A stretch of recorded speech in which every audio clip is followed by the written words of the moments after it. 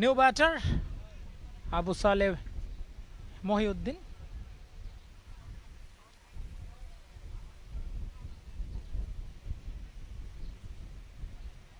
Dhaka Tigers 126 6 wicket হারিয়ে 71 বল শেষে 126 run সংগ্রহ করেছে। আর 29 বল বাকি আছে, দেখা যাক সেই 29 বল থেকে কতগুলো রান তারা করতে পারে। তবে তাদের বোলিং লাইন আপটা অত্যন্ত ভালো এবং গত ম্যাচে তারা বোলিংয়ের কল্যাণে জিতেছে, খুব ভালো বোলিং হয়েছে তাদের।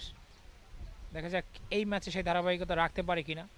এবং তাদের ক্যাপ্টেন সবুজ খান, ও মাই গড, প্রথম বল সেটাকে সীমানা ছাড়া করলেন। ইটস এ 6 শট এবং ঠিক এই ধরনের অ্যাপ্রোচ নিয়েই তো ব্যাটিং করা উচিত। টি-20 ক্রিকেট কতক্ষণ বা মাঠে থাকতে পারেন, এই ধরনের ব্যাটিং অ্যাপ্রোচ নিঃসন্দেহে ক্যাপ্টেনকে অনেকটা উজ্জীবিত করবে। এবং ভালো বোলিং অ্যাটাক রয়েছে ঢাকা টাইগার্সের। সব মিলিয়ে একটা এক্সাইটিং ম্যাচ হতে যাচ্ছে, যদিও সময় খুব একটা নেই।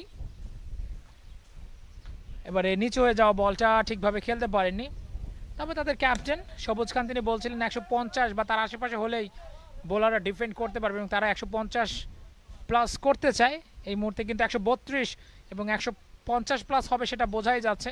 দেখা যাক সেই রানটা 170 নাকি 80 নাকি তার আশেপাশে থেকে যায়, সেটি দেখার বিষয়। ঢাকা টাইগার্স 132।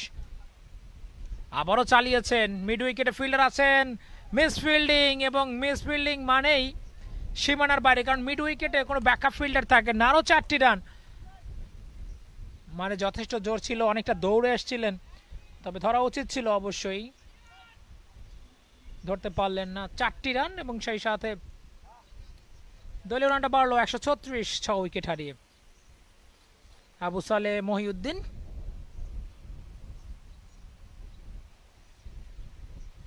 আবারও চালিয়েছেন, অ্যানাদার ম্যাক্সিমাম ওয়ারিশ লঙ্গনের উপর দিয়ে ম্যাক্সিমাম, অর্থাৎ 3টা বল খেলেছেন। ভদ্রলোকের রান সংখ্যা হচ্ছে 16, 2টো ওভার বাউন্ডারি, 1টি বাউন্ডারি, সব মিলিয়ে 16 রান। সেই সাথে আরও 1টি ওভার, অর্থাৎ